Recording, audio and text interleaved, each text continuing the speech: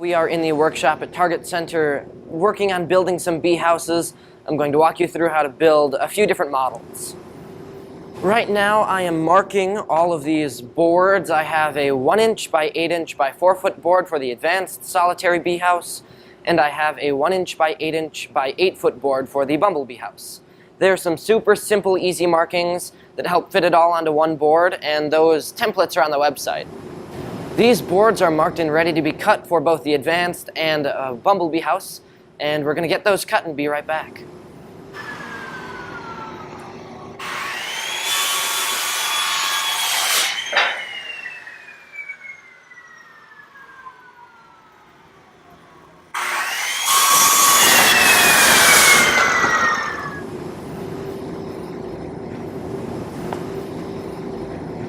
Now we have these boards cut into both the advanced and bumblebee house sizes, and we're going to sort them out and then start drilling the holes and get them screwed together. We have 3 same-sized pieces that'll be the front, middle, and back for the bumblebee house, along with 2 sides for the advanced, along with a back, a bottom, a roof, and then we have these other same-sized pieces to be the sides and the roof and bottom of the bumblebee house. Here with the side, I'm going to line them up and then find a part that's going to be in the middle of the 2.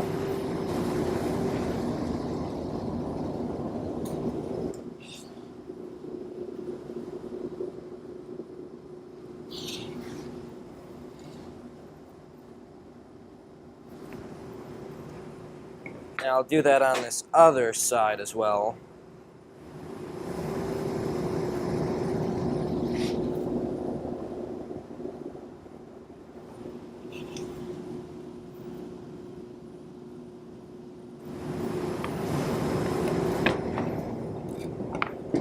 I have the sides marked, so I'm going to go on to the back in just a few after we get these sides drilled, because it's easier to drill the back and the roof as soon as we get it all assembled so that we know where it's supposed to be drilled.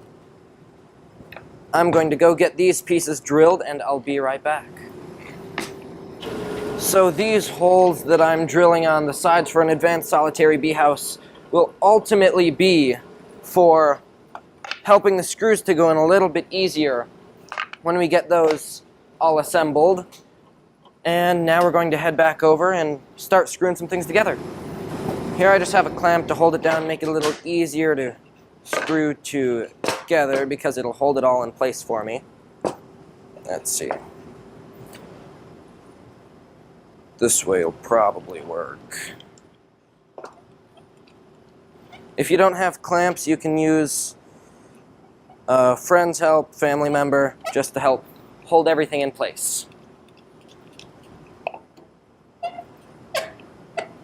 We'll get there in just a second. Okay.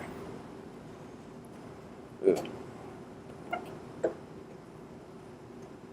Make sure it's all lined up.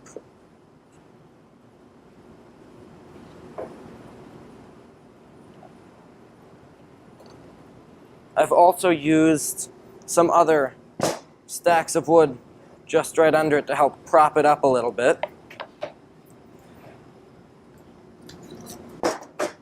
Grab some scraps and just prop it up, keep it all together and aligned.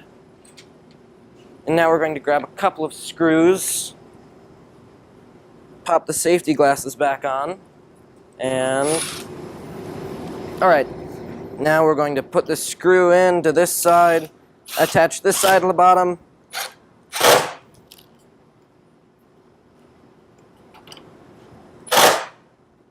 and then go on to the other one. Then we'll flip it over and do the same thing on the other side.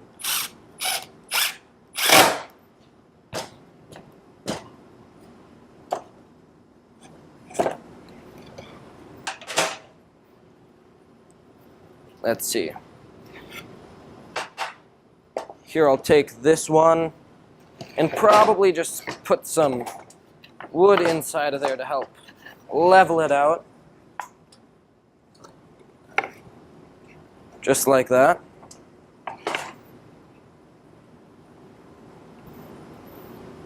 Perfect, and then I'm going to take this screw, do the same thing like I did on the other side, and just attach the two together.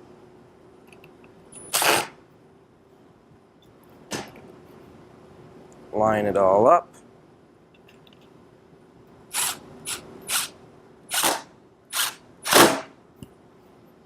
And then grab another screw and do the same thing on this side.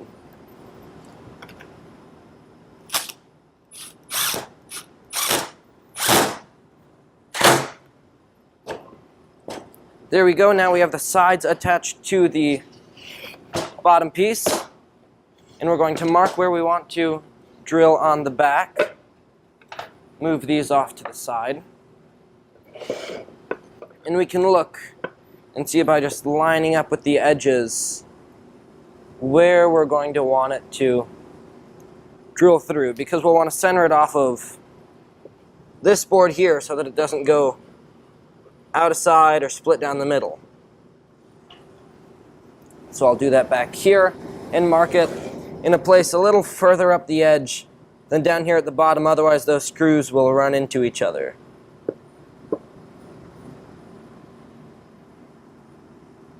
About there, and then we'll do another one up this way.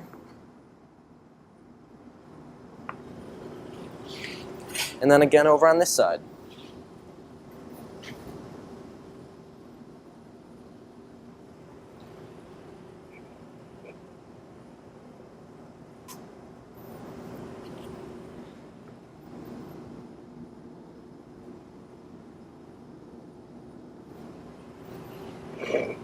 Just like that.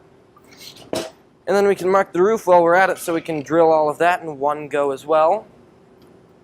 And to do that, we're just going to take the roof, put it on top, line it up flush on the back like that, and then center it over the bee house before marking right where we want it to go. So again, we'll line it up off of these edges so that we know it doesn't go down out of side, and we'll make sure it's back behind here so that it stays and connects the two.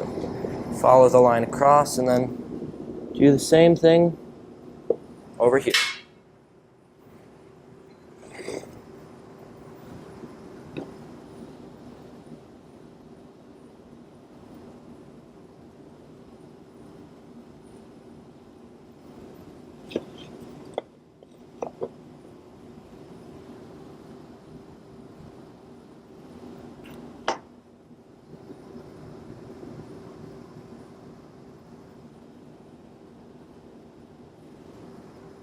And then you might notice that I took the back piece off briefly just so that I could see the edge of the house and make sure that my markings are on line.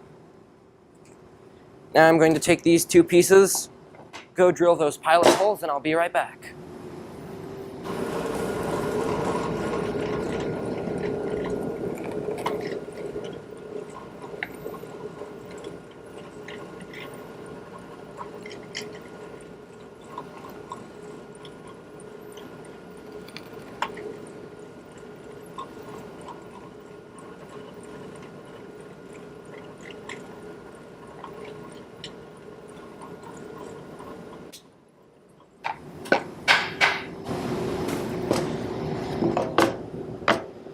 So we switched drills just because this one works a little better, and we're going to head over here, line up the back, and then make a couple pilot holes so that the screws go in nice and smoothly and nothing splits. You might notice if you're building a bee house that the sides might concave a little bit, so when you're marking where to drill on the back, be sure just to pull them open so that it's nice and square and you know exactly where it's going to need to be. I'm just going to line it up here.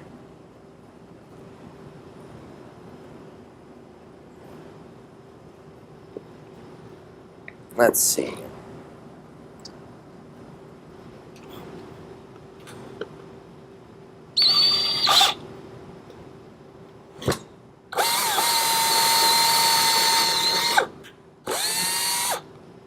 And again, I'm just drilling a few pilot holes in the rest of the wood here, like I did in the pieces before, so that the screws go in a little smoother. We'll do this side and then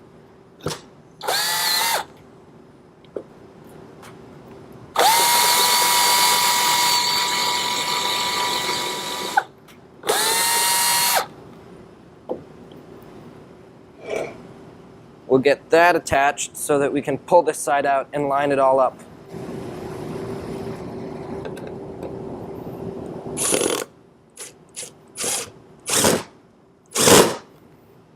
There we go. And then do this other bottom screw as well. In here you can see why we marked up a little ways, because if we were down too far, it'd run into this drill bit, this screw, and we don't want that.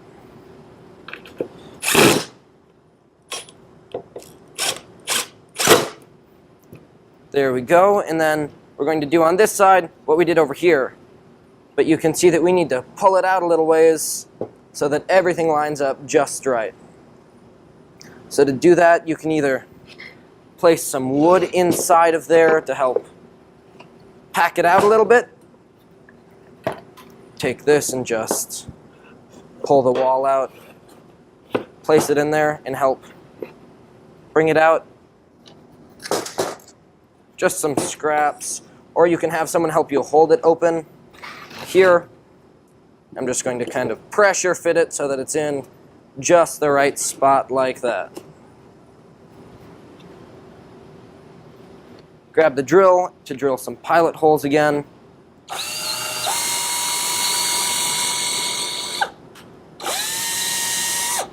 Then do the same down here in the bottom.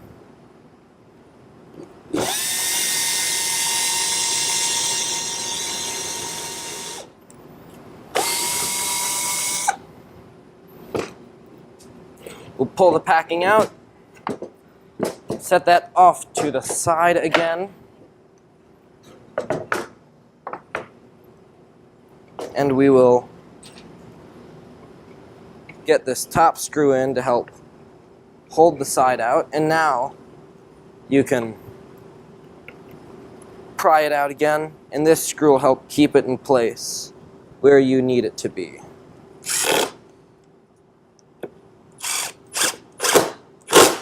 Just like that, and it'll go in very smoothly because of that pilot hole. And we'll put this last one in back here as well.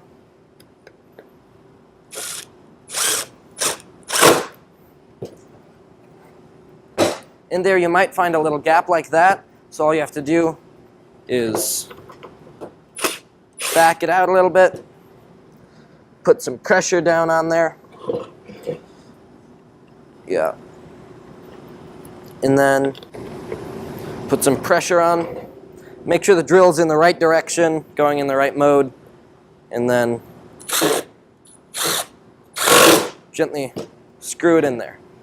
So there we go, we have the base section of it assembled, and all we need to do now is add the roof, which I have drilled over here.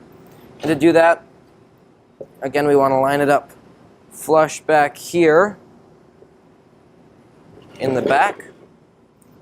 Make sure it's flat so that it's easier to mount if you want to on, say, a wall or a tree.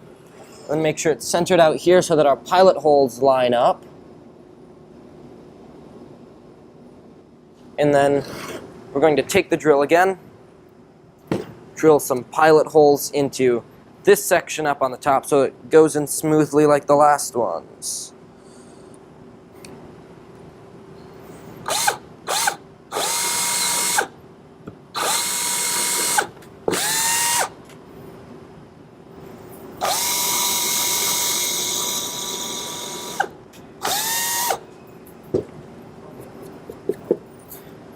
To make sure everything stays together and it's all lined up for the other side, we're going to put these screws in now.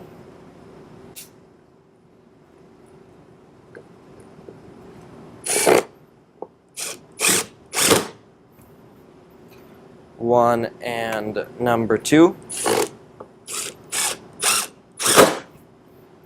And then we'll go over to the other side, make sure it's all lined up, and then Let's see. I might have to shift this hole over just a little bit because it popped out a little further than anticipated.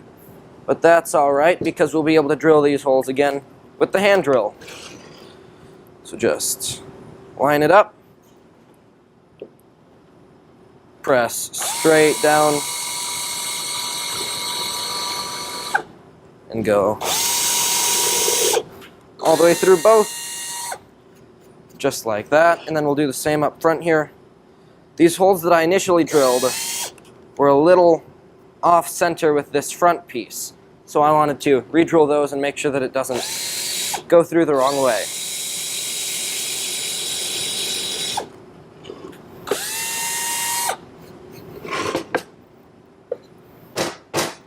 Knock some of the dust out of there. Grab the last 2 screws of this house and then gently screw those in.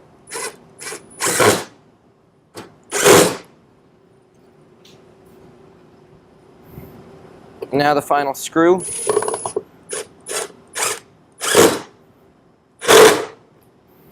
We'll call that good. And now you can see we have the box assembled. Inside here, we're going to put some stems. It could be hollow stems of any variety. We have bamboo, other native reeds, like milkweed also is a hollow stem, and we can use either of those to fill this house. Here I have some plant stems like this. They're all different kinds, as you can see, different sizes and shapes. And we're going to take these. You can break them up. I have a box here of pre-cut and broken stems, cut down to about 6.5 inches to fit inside this house, just like that. And we're going to take these stems, pack it full, and these stems are what the bees are going to use as their nesting tubes. This house is for the stem nesting variety of solitary bees, and these are the stems in which they'll use to make their nests. And you can see all of the different kinds of hollow stems that we're using here. And this box is just full of a large variety. These particular plants can be found actually all across the US. But in Minnesota, we have milkweed and most varieties of our plants, our native plants, actually have hollow stems. Milkweed being a big one. If you wanted to buy stems in Minnesota, you could go to the garden center at Menards where you could find bamboo. And that I might have some in this box actually, like this. It's a harder stem, but it's hollow and you just have to cut it up. They come in 6-foot packs. You'd need maybe about two to 3 of those. And that's what you can use in place of these stems, but they're actually very nice if you have milkweed growing in your yard, because towards the end of the season, when they're starting to dry up, you can take them and cut them up and then build a box like this or any other variety of shapes that you should be able to see pretty soon. You could find those on the gallery on our website for some inspiration, but there's a large variety of different things that you could use. In nature, bees will often find knocked over hollow stems like these, like milkweed, that they'll use to lay their eggs. Otherwise, sometimes woodpecker holes or other pre-drilled holes by some form of nature is what they'll make their houses in. And I know that many people practice the safe gardening habit of leaving stems out for bees to nest in later in the season. These houses help to combat the issue of habitat loss. And urban food deserts play into that as well, because urban food deserts are where we don't have enough flowers planted in urban areas, and those flowers provide habitat because when they die, they have hollow stems in which the bees make their eggs, and they lay their eggs, rather. So each of these stems in this bee house will not be used by more than one bee because they're solitary and they don't share communal spaces like this. And a mother bee can lay any number of eggs, really, up to sometimes 7 above, give or take, and sometimes bees will end up using multiple tubes, but most commonly we'll see that one bee will lay their eggs in a tube, seal it off, and fly away before they die after their 4 to 6 week lifespan, most adult solitary bees. So another bee, after they'll see that a stem is sealed off and they won't want to use that stem. So they'll go and find another one, and that's why it's important to have a large number, a large quantity of stems in the bee house in different sizes to accommodate different sizes of bees. This stem here is a little large, so I think I'll switch that out for this tube instead. And then just fill the house up, pack it tight, and you'll see that there's a large variety of stem diameters, and then lengths as well, just to help with actually landmarking. So some solitary bees use these little pieces of jutting out stems as landmarks to remember which stem is theirs. So it's always nice to have some variation there, but it's important if you want to accommodate a large variety of stem nesting native bees to include a large variety of diameters. And all of the specifications for those sizes and diameters can be found on our website. But as far as mounting goes for these bee houses, it's best to hang them or mount them above the ground so that they don't rot as easily, so that they're not covered by vegetation or anything like that. So sometimes I'll attach a chain to a bee house, hang it over a branch in a tree, or before you fill it, you could drill from straight through the back piece of this, right here, into a post, or from the bottom onto a fence post or something like that. Those all are great ways, but it's also important that it have some sort of protection from the elements. So you could hang it or mount it under the overhang of a house, or a garage, or under the covering of a tree, but it should be in a sunny location so that the bees have a little bit of warmth to help warm up their flying muscles and to go around and pollinate. A nice checklist for guidelines in bee house mounting can also be found on our website, where you can find instructions for this model of the house, step-by-step instructions, different specifications for the widths of each of these pieces, and then the lengths of these tubes along with diameter lengths and all of that.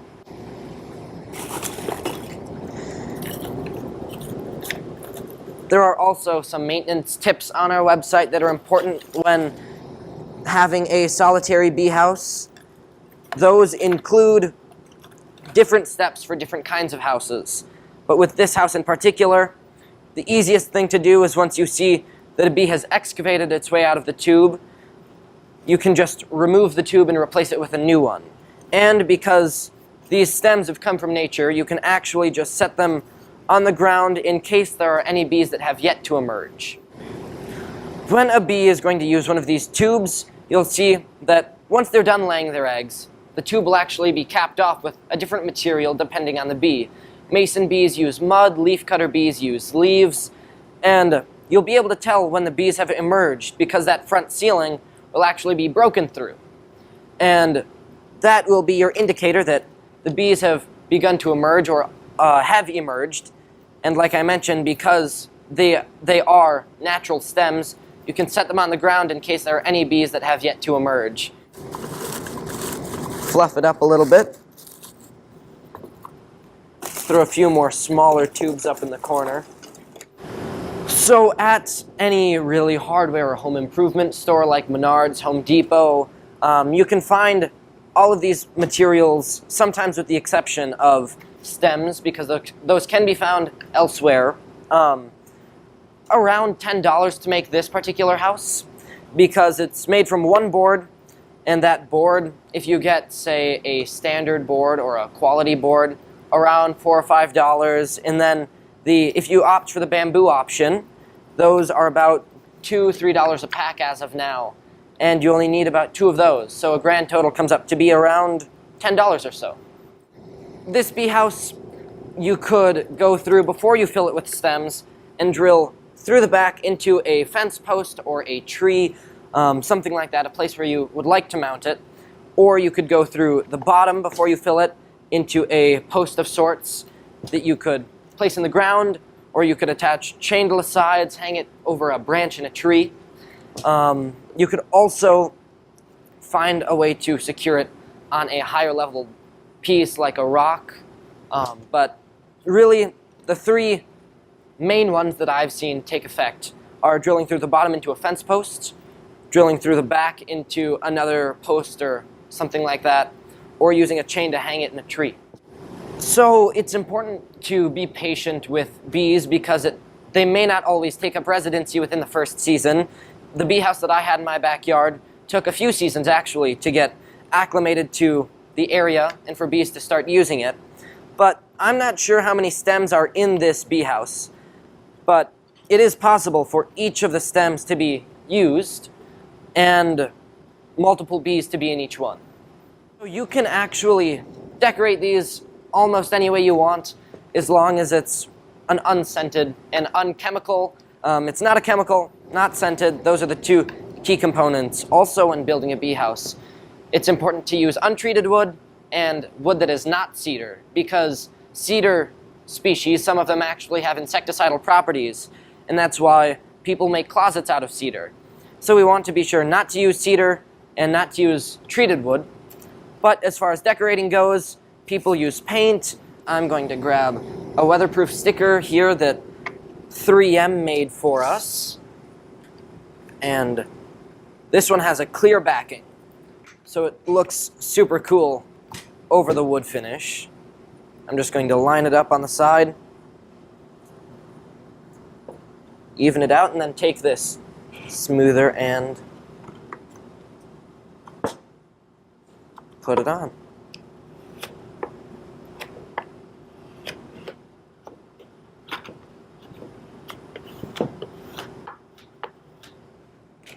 So that's how I've chosen to decorate this bee house, but you can also paint it and use stencils. There's a whole variety of things that you can do to it. This is the Advanced Solitary Bee House. Instructions can be found on beekindofmen.org, and it took about 45 minutes or so to an hour to build. A great family fun activity, or just to do when you're bored, and it helps nature, helps the environment, and helps to revive solitary bee populations. It's extremely important to help save our bee populations because bees, as a group of insects, help to account for about 1/3 of the world's food crops. And in Minnesota, we have about 450 or so species of bees. And there are around 7 of those being on the DNR's list for greatest conservation need. We also have 1 listed on the U.S. Fish and Wildlife Service's endangered species list, and more are rapidly declining. So bees are vital to biodiversity, to maintaining healthy ecosystems, and really to agriculture, food production, and they're linked to many things that we take for granted in our everyday life. So doing this little bit of work to help save the bees and do your part to help save the bees in your backyard can actually make a substantial impact. The web address for BeKindMN is beekindmn.org, which is beekindmn.org.